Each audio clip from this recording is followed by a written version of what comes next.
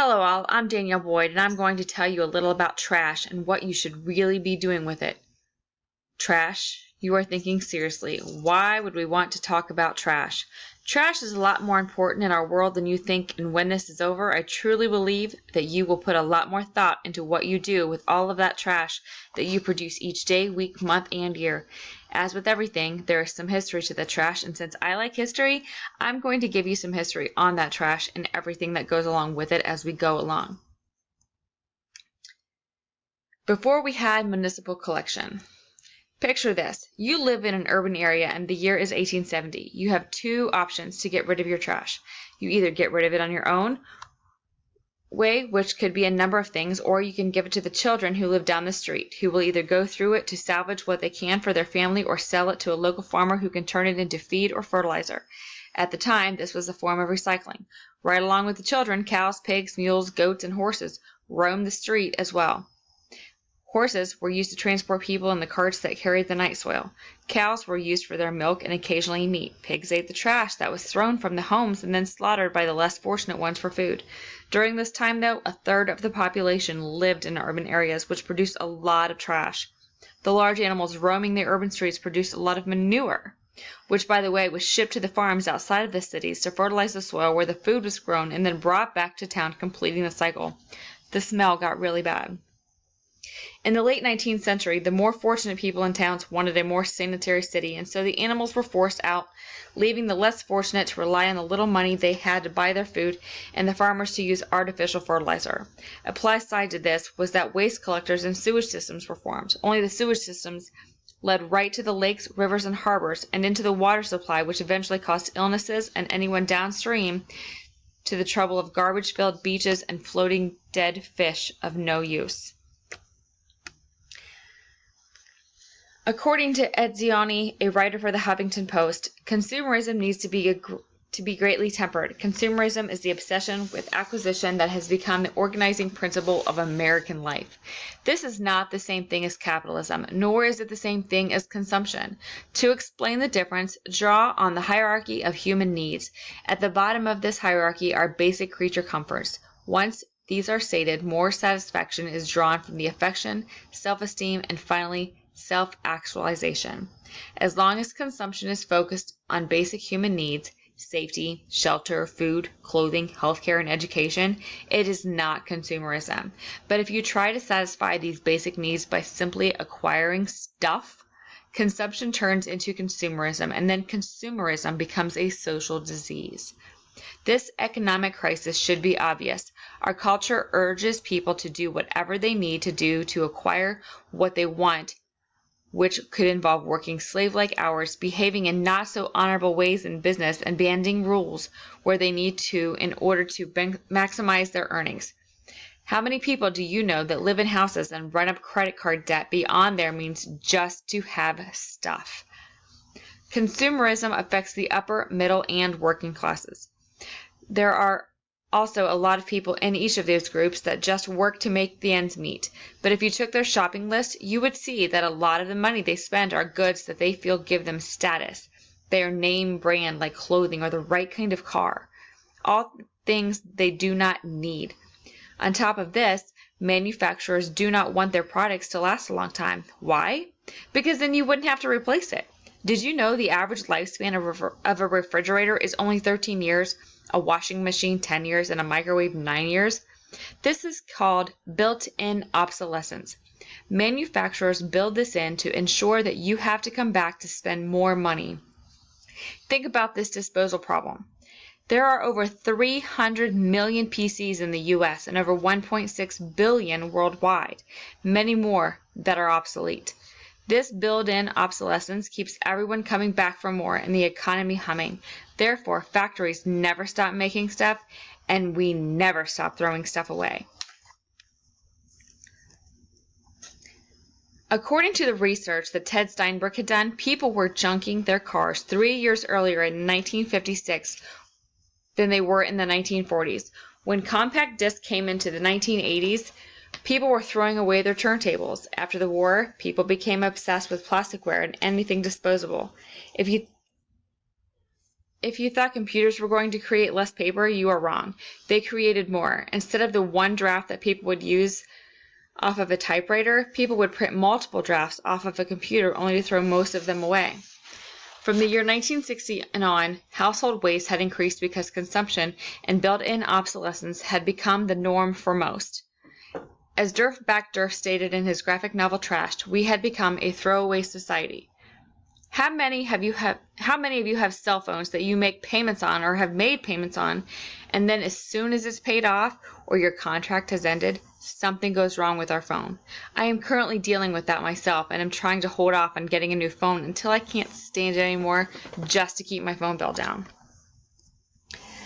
The trash that we think of the most is municipal solid waste, or MSW, which comes from houses, apartment buildings, businesses, schools, etc. This does not include the trash that comes from big industries. A study of the garbage movement showed that social consequences were involved, and this uncovered 3 trends. Trash moved from areas of high population to areas of lower population, from high per capita incomes to areas of low per capita incomes, and from areas with low air and water pollution problems to areas with higher problems. The Environmental Protection Agency estimates that in just 18 months, Americans have reduced so much trash that we could form a bumper-to-bumper line of full garbage trucks that would stretch all the way to the moon. The EPA also estimates as of 2012 that Americans generated about 251 million tons of trash and recycled and composted 87 million tons of that, which is only equivalent to 34.5% of the total trash. If you break this down to each man, woman, and child, it equals only 2.89 pounds of trash per person per day after recycling and composting. If you add that in, it is over 4 pounds per person per day. So I'm assuming most of you, if not all of you, live in Ohio. Do you live close to a landfill? I live somewhat close, and if I drive close to Moraine, I smell it. It is horrible. Ohio takes in 3.2 million tons of trash a year from out of state, and New York produces 32% of that trash. There are also a lot of other states that transport their trash out of state. 40 million tons of trash are imported and exported around the U.S. There are more than 44,000 garbage trucks holding 9 tons each filled every day. Our trash contains various items that we as Americans commonly throw away every day after we use it. These items range from food packages, grass clippings, to refrigerators. We have not even begun to cover industrial waste. 2.8 million tons of lead acid battery, 5.9 million tons of newspaper, and over 19.6 million tons of yard trimmings. The numbers are staggering. According to Derf Backderf, again, 48.4% are materials that could have been recycled but weren't. 32.5 million tons of plastic is thrown away every year, and only 9.2% of that is recycled. Cleaning wipes and disposable diapers, which are non-durable goods, made up 20.3%. The largest part of the crap that we throw away makes up 29.8%, and that involves the crap that our crap comes in. Electronic waste, or e-waste, is the most significant and hazardous component in the exportation of trash and can be traced back to 1965 when disposable electronics were born. Gordon Moore, one of the Intel founders, predicted that the power of a microchip would double about every 18 months, which would then make new computers and other electronics obsolete and falling under that built-in obsolescence we've been talking about. It was cheaper for consumers to go out and buy that new computer rather than fix the old one. What happened to the old one? Yep, they threw it away. In the 1980s, e-waste brokers in the U.S. began shipping their discarded electronic equipment overseas to China, India, and Pakistan to be recycled. With no safety gear or protection, workers in each country would disassemble each piece using screwdrivers and open flames to find every bit of copper, gold, and other valuable metals inside. The consequences of this? The Lianjiang River was tested in 2000 and revealed a contamination of lead to have at least 2,400 times the recommended safe level in the water. Prior to World War II, cities and towns relied on incinerators to get rid of their trash, but they were expensive to build and polluted the air. Between the years of 1940 and 1968, the amount of waste was doubled, so sanitary landfills were built. How do landfills work? A hole is dug and the trash is dumped in to then be covered by dirt to cover up the smell of decomposing organic matter. When World War II ended, there was approximately 100 landfills, and a decade and a half later, we had 1,400. In the 90s, New York started to run out of room for their trash, so they shipped it south and west to open spaces. Did you know that Toronto sends 400 trucks a day to the Michigan landfills on top of the trucks that Florida sends? Michigan only charges $37 per ton to dump trash. So why not? It's a cheap state. When you think about landfills, do you think about how big they are, or where they are located, or how they are constructed? Here's a clue. In 2008, the Salton City landfill in Southern California was 8 acres, and by 2012, it had grown to 287 acres. Landfills are started with cells of 50 feet by 15 feet holes. Trucks deposit their loads in these holes, and then a bulldozer compresses the trash. At the end of the day, when the cell is full, they cover it with 6 inches of dirt to cover the smell of anything that may smell while decomposing. There are 4 layers to landfills. The geotextile stops trash from clogging up the leachate pipes. 2 feet of gravel contain the pipes that collect the leachate, PVC pipes to collect the leachate that is pumped out, and 2 feet of compacted clay. Landfills produce methane gas for 30 to 50 years after they are closed and stop accepting trash, as they also leak out toxic liquid being squeezed out of the trash. All of the liners leak. Have you ever seen a landfill? How about a 400-foot one? Compare that to the 305-foot Statue of Liberty, the 288-foot Capitol building, the 315-foot Big Ben clock tower in London, or the 285-foot Cinderella Castle at Disney World.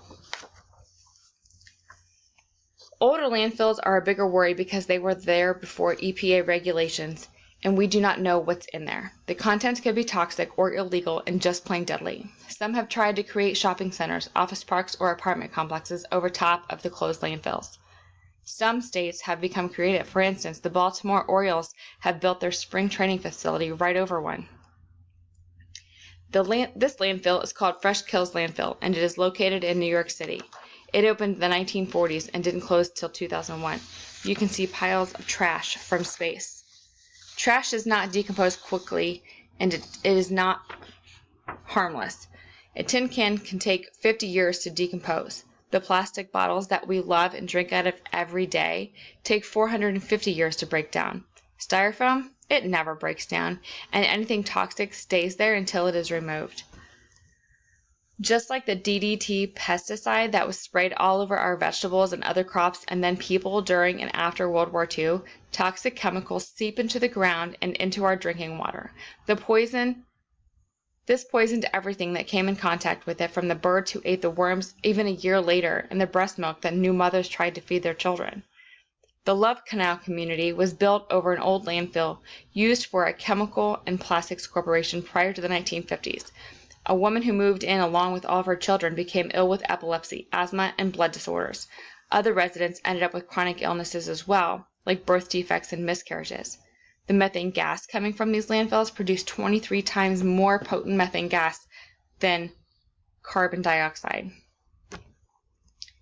Recycling has been declared the solution to our trash problem, and although Americans have taken it to an impressive numbers, we still only recycle 29% of our 389 million tons of trash.